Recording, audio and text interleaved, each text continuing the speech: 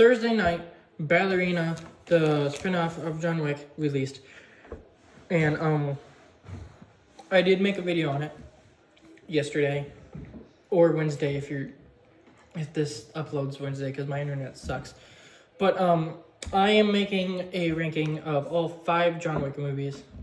I have not seen the Continental, so that will not be in here, but from what I've heard, I'm not missing anything.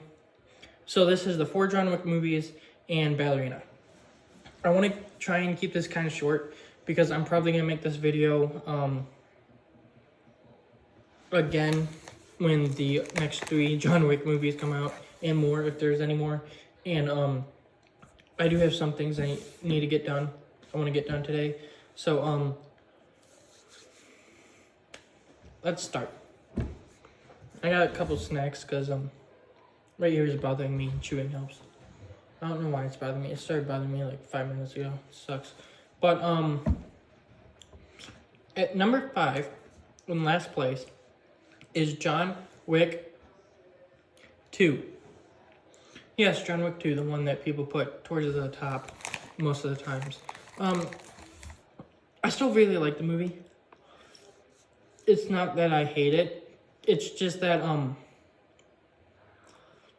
compared to what this franchise can give, it is the weakest, definitely. It still has amazing action. Keanu Reeves is great as John Wick. But the story here is not my favorite. And like the bad guy who has the coin and John Wick has to do what he has when he tells him to because he gave him the blood thing. That guy wasn't the greatest villain. Ruby Rose, who plays like the girl assassin, I don't like her acting. I don't like her in this. I don't. There is the guy who was like a wrestler who's in this. He's pretty good. And Winston is great. Oh crap, I can't remember his name, but the desk dude at the Continental, who's in all them, and he is dead now. Rest in peace. I can't remember his name. I like him in it, and it's like this movie has good stuff, but all in all, it's just like a kind of meh movie to me. Like, if I ever want to watch a John Wick movie, when I'm not catching up on the franchise, this is definitely the one I will not go to as much. Because the story is too bad that I couldn't even like, I couldn't get invested. But what I do have to say is that the action in this is really, really good. And Lawrence Fishburne is a great character in this franchise. Coming in at number 4 is our newest to list, Ballerina from the world of John Wick. I really like this movie. I do. I really like this movie. And it being this low on the list just means that like basically everything in this franchise is good. Because this was a really good movie. I think it being as good as it was comes from Ana de Armas being the lead. I would say she's probably my favorite actress. And her being the lead probably makes the movie better than it could have been. The action is good, and it switches it up from the usual John Wick action because most of it's him like rolling around fighting people, throwing them behind and shooting them, like manhandling them because he is like a 6 foot tall dude, and she's an under 6 foot, like, I don't want to say small, but like kind of small woman, so she has to fight differently. So there's more like stuff like that, and that makes some of the action scenes like really cool. Like there's a grenade action scene that was awesome. And obviously John Wick does show up It's not a spoiler because he was in the trailers. And he's really good in it, even though he wasn't in it as much. And I have heard some people say that him showing up kind of hurts the movie because it's like, you actually like these characters, and it's like when he shows up, it kind of feels like it's taken away. I didn't think that. I can see what they're talking about and where they're coming from, but for me, he didn't, because I just like the character. Winston is really good in this, even though he's not in it as much either. Which, I mean, I wasn't expecting him to be in it a lot. But, yeah. It's a really good, Tron. Lance Reddick is the actor. Him. He's great in all these movies. Like, he is great in all of these movies. I do think that the backstory is good, but, it's kind of the same as John Wick 1. It's a revenge story. Only the John Wick 1 was for a dog, and this was for a human being. And the first half, I've heard it explained as it feels kind of like the B team. And I totally understand that. Yeah, it does kind of feel like a B team. But, it's a really solid movie that, if she shows up in future John Wick movies or if she gets another spinoff, I would watch it. It would be fun. Coming in at number 3 is John Wick 3, Parabellum. I do like this movie a lot, and a lot of people don't because the story is kind of like, he starts off this way, and by the end he ends this way. All it did was kind of introduce some characters and then kill some of them off. I get that, but I still think this is probably one of the better ones. This is really fun, and like, it's action. I really like that. Keanu Reeves is great as John Wick. I think Halle Berry was a pretty good addition. I like the stuff that they introduced to this world, but at the same time, as with most of these movies, I feel like they go a little bit too into the like rules of the world, and like they have so much of them in each movie that it's kind of hard to follow everything. But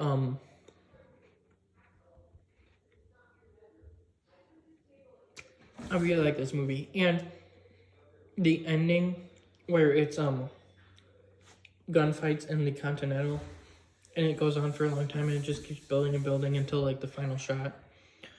That was great. That was really good. And after watching Ballerina, there is stuff that is set up in this that gets paid off in that and stuff, and that was pretty cool. Yeah, that's like, these movies are so hard to talk about because it's like they're all the same thing, like with some standouts. Story is not the focus. Story isn't bad, but isn't the greatest, but the action's really good. That's basically like every single one. But I feel like these next two I will probably have a little bit more to say. Coming in at number 2 is the one that started it all, John Wick. So obviously, oh hey, okay. No, sorry, but John Wick started it all, and obviously, when it was first announced, it wasn't like everyone was excited for the movie because it's like Keanu Reeves wasn't exactly big, a big actor right then. He was kind of on like a low spiral. The people who made it weren't big either. and it didn't have as much money. And then the trailer dropped, and people were like, "Oh, the action looks kind of good, but avenging your dog seems kind of stupid." And then people watched the movie and was like, "Oh, it's really good." And that's because it had action that was different than a lot of action, and it had more like colors,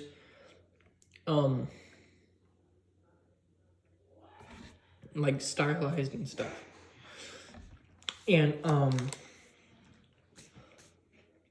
yeah, I really liked it.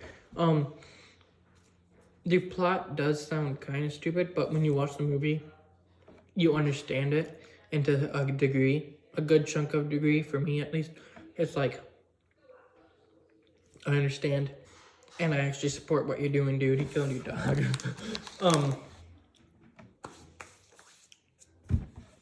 But it's got a really good cast too. I mean, Keanu Reeves. He's in it, and he's the bad guy in Mission Impossible Ghost Protocol, which a lot of people don't really remember because he's not exactly the most memorable part about that movie. Willem Dafoe's in it. Toby Leonard Moore is in it, and for those of you guys who don't know, he is James Wesley in Daredevil. Daredevil is my favorite show. He does so much better in this than he does in Daredevil. I did not like his character in Daredevil. Oh, and this girl from G.I. Joe, she's in it too. But I really like this movie because it's like the action is good, and I like the story, and it does have like the world building and stuff, but it's not a lot, and it doesn't shove it in your face. And one thing I really like about all these movies is just like when John Wick's mentioned, everyone's just like Baba Yaga. He's the guy that you sent to kill the ghost. That's really cool. It's like, oh. And then that whole scene where he's like, yeah, I'm thinking I'm back. That was awesome too. I don't say it as good as him. But for a start to a franchise, this was a really, really good one. But it is not the best. Because coming in at number 1, obviously, if you've been paying attention at all in this video, is John Wick Chapter 4.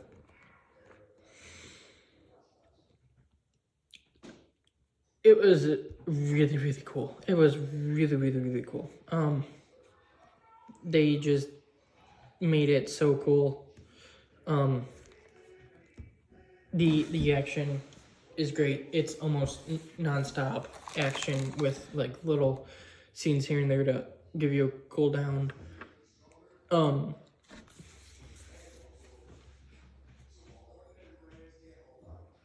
It's got the best villain in the series with Bill Skarsgård.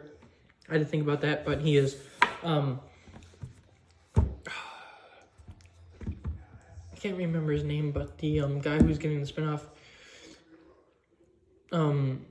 like the blind ninja dude, he was pretty cool and funny. The guy with the dog was cool. John Wick's great.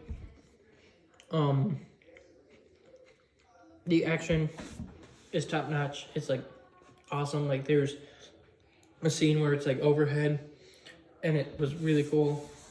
And it's like nothing I've ever seen before. Like literally, and then like right after that, there's a fight in like where cars are going everywhere, and then there's that whole stair thing. Which like seriously, dude, if you keep getting kicked down, like just stop, just give up. It's time.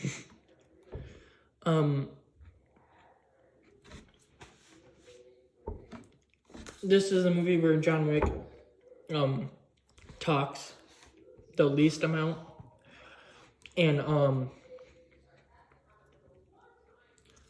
I think that kind of helps it at a little bit.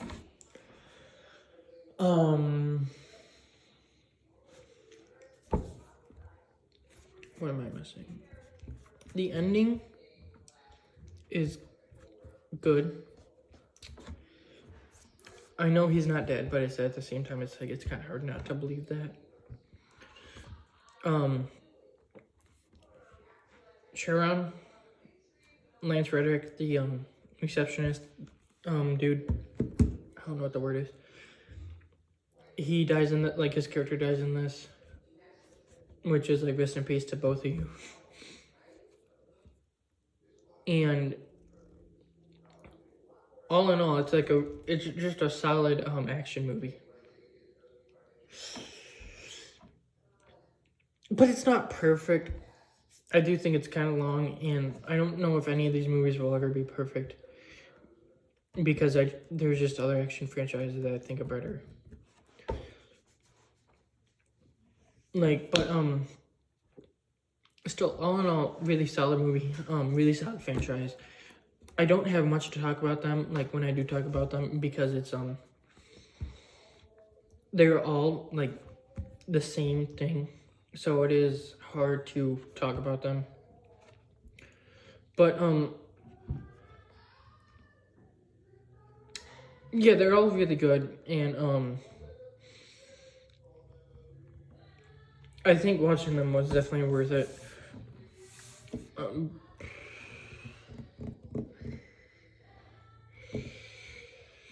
I'm trying to think if there's anything I'm missing to say.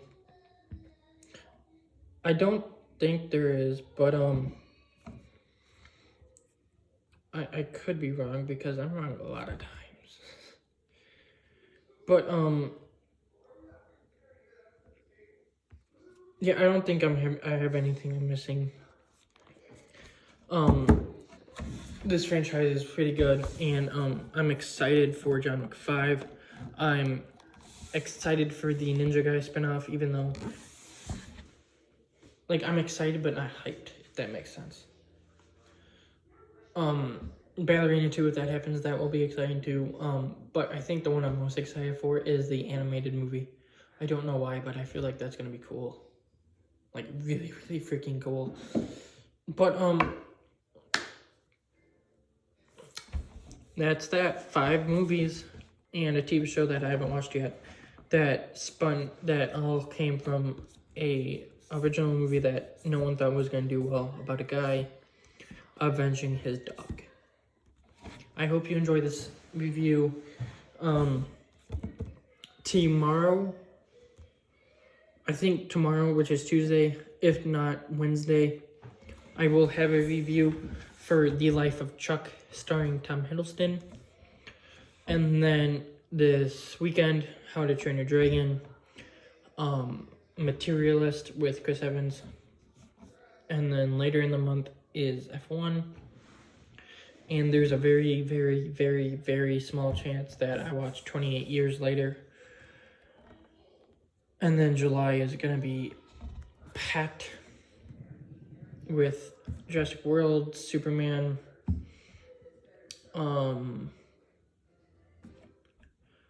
Fantastic Four, Happy Gilmore 2,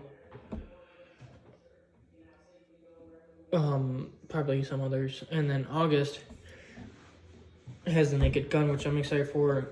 It has Bad Guys 2, which I'm excited for. Has my second most anticipated show of the year, my first most anticipated show of the summer, and my most anticipated show of the rest of the year, The Terminal's Dark Wolf. The first was Daredevil. But, and then the Ironheart is later this month, which we'll see if that is even remotely watchable. But, that's that. Thank you for watching.